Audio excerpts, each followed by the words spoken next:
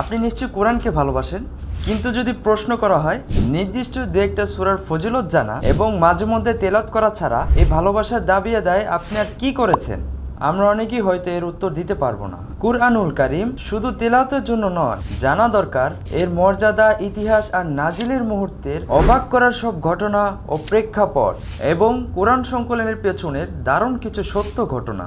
ইমাম নাসাই রাহিমাহুল্লাহ সংকলিত কালজয়ী গ্রন্থ ফাজাইলে কুরআন একসাথে আপনাকে জানাবে কোরআনের এই সকল তথ্য।